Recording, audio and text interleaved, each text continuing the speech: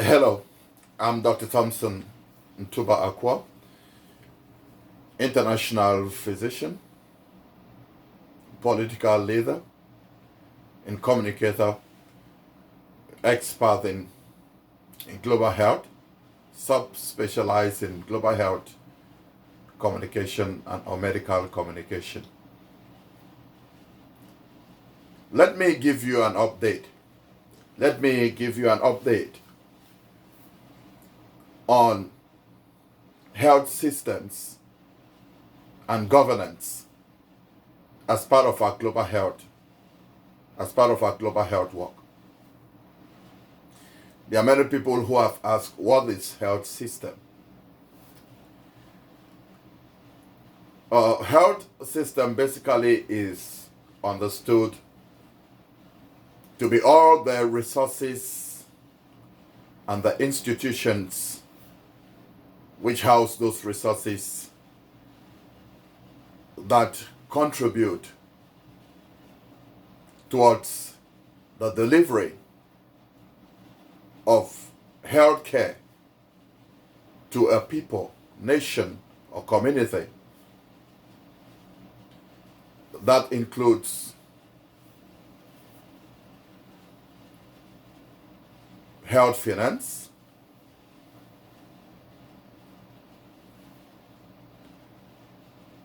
health personnel, health informatics, health commodities and logistics, health governance and leadership, or health administration.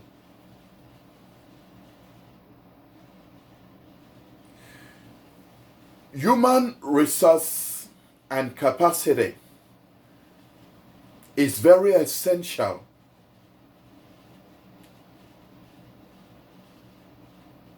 for any successful health system to operate. Health infrastructure is also very, very important for any health system to successfully operate. In the last 10 years, I have traveled to many states and many cities in the United States to be part of meetings, conferences, which address components of the health system. We have been to meetings which have to do with insurance, health finance, how to pay for health care in America. We have been to meetings. The American Hospital Association runs a lot of hospital systems, administration, management, and leadership meetings, which is part of the work of health governance and administration. Hospital administration and leadership management is very, very important. Health infrastructure and resources. During COVID, these past 2 years, we have had it hammered in the ears of global health experts in a meeting with our colleagues in Geneva at the World Health Organization, directed by Dr. Tedros, the bi-weekly briefings that we had for our health and medical outlet, constantly talk about if things were not done properly, health systems were going to be overwhelmed. So I've said the infrastructure, the facilities, the personnel, finance, health commodities, the logistics, the chains, the leadership, the governance, the pharmaceutical commodities and even trade in those commodities is very, very, very important for us to have a successful healthcare system. Now, a good example is in many middle and low income countries. We are aware of the fact that the infrastructure may not be there.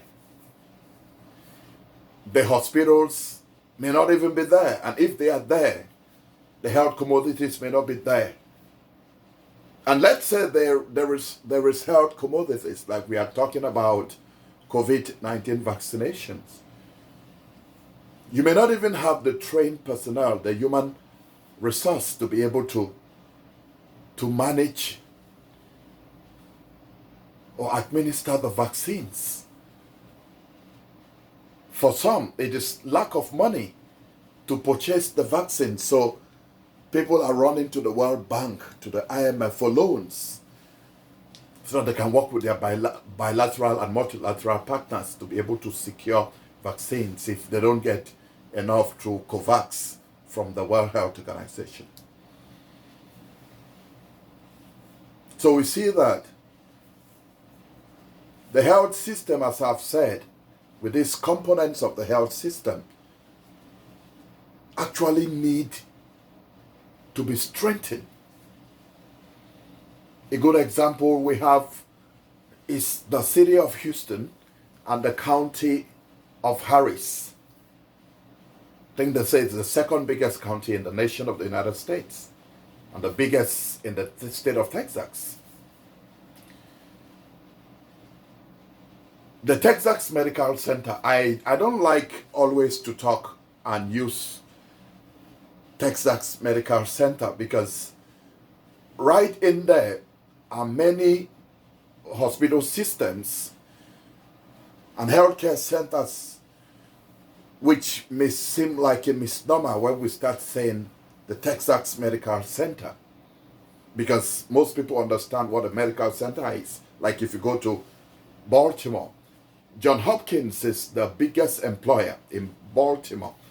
But the John Hopkins Hospital is a hospital system. It's a medical center. And it has many, many institutions, that makes it almost similar to the Texas Medical Center. But that is under one banner, one name. And I would prefer to call that a medical center.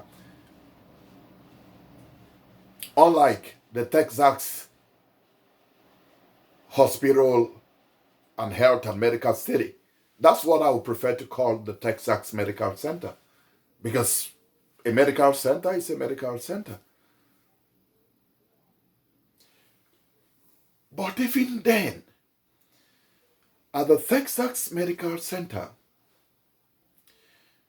we began to have a problem of human resource with this present Delta wave of COVID infections in America. Nurses have to be mobilized from other places to come in. That is good enough that at least there is the finance, there is the money to be able to move the nurses from other states or other places to bring them. We know that Harris County voted a couple of millions of dollars to get nurses coming to assist. That's a situation where human resource, healthcare personnel needed for the delivery of care related to COVID-19 was short. But this is America, and it works. Even though we've heard about getting close to 1 million deaths related to COVID, we can talk about what went wrong, what didn't go wrong, what about the health systems in the cities or in the counties that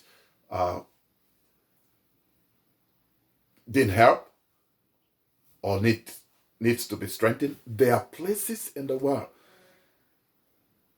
that they don't exist. We have meetings with the Pan American Health Organization, which is the oldest. The Pan American Health Organization is older than the WHO. Most people don't know that, though it is known as the arm of the World Health Organization in the Americas. The Pan American Health System was dead before the WHO came, because if the UN has been 76 years in making, the Pan American Health System has been there for a very long time.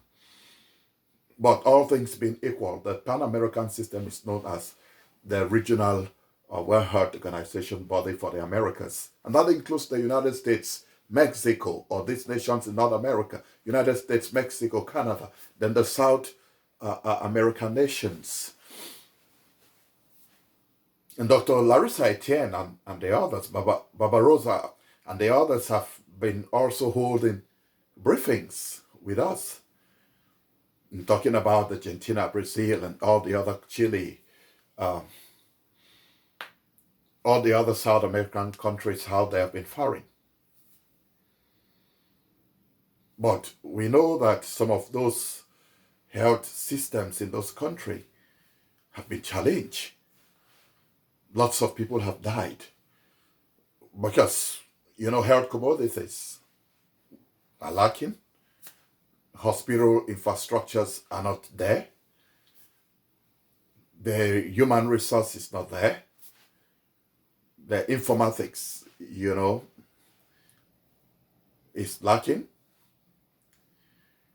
And the other things which make up the health system. Even within certain countries and nations, there is the problem of governance.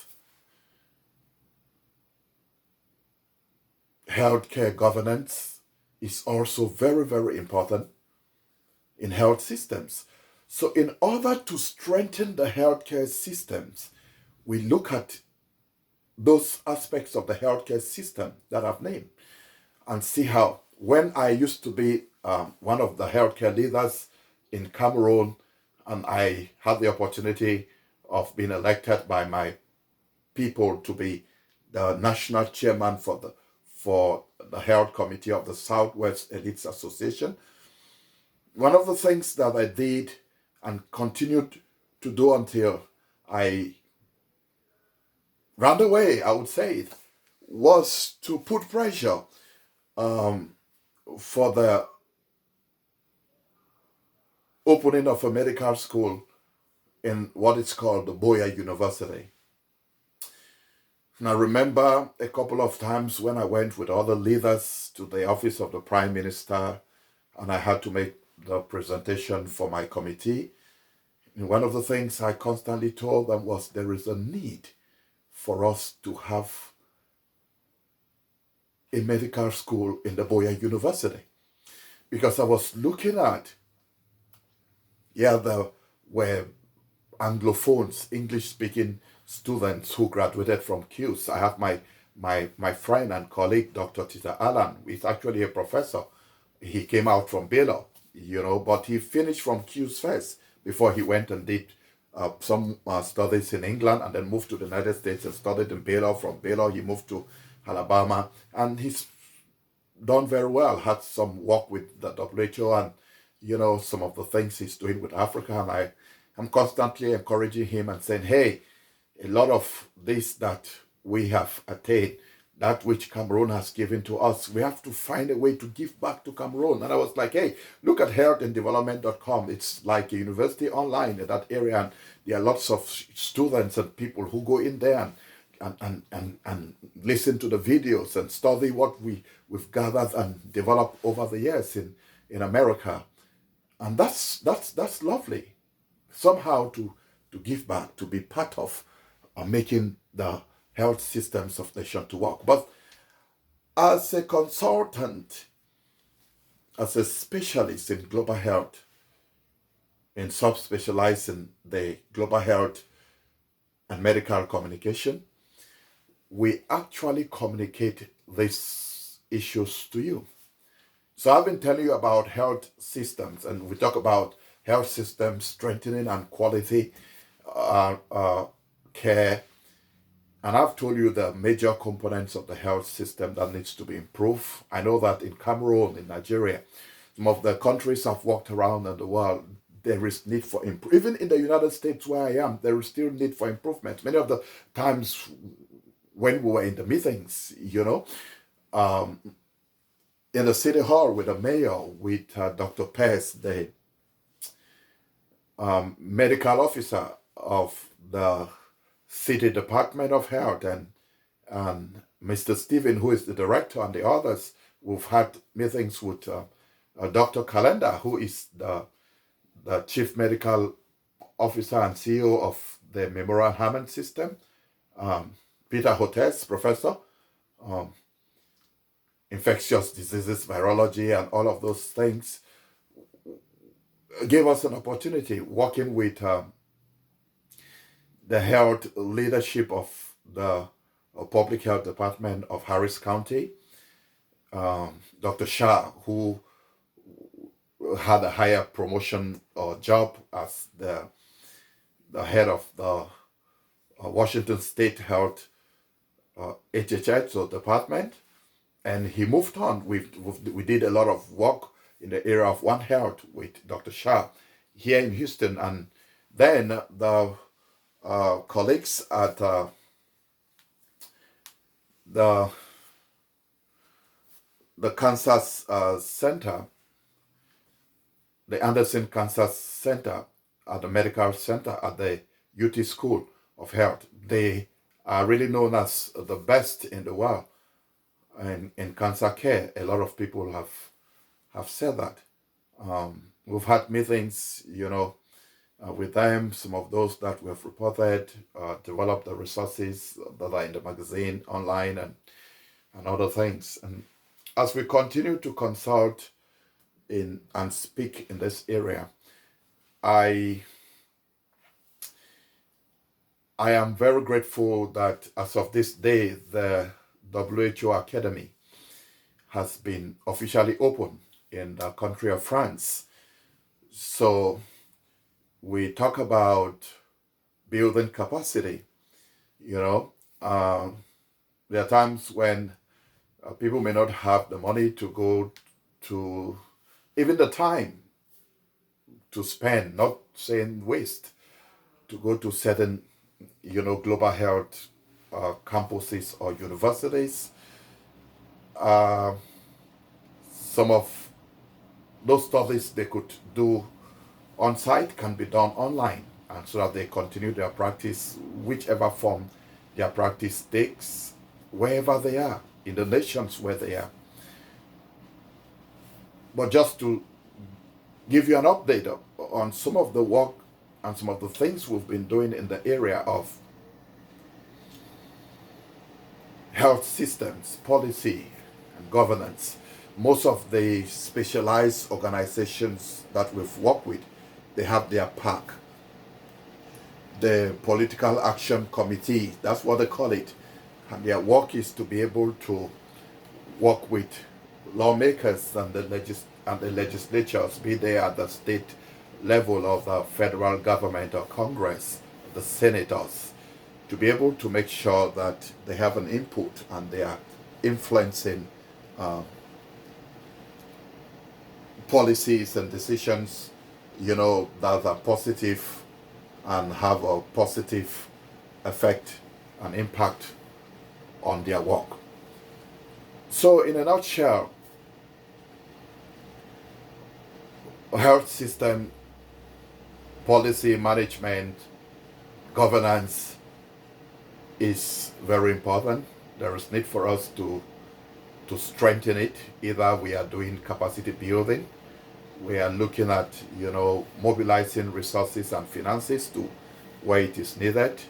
We are getting more manpower developed, be they at the level of nurses and the paramedical, EMS people, physicians, surgeons, building infrastructures that will take care of that, getting commodities like Africa is beginning to want to start producing vaccines in their own companies. So those are some of the things that we are looking at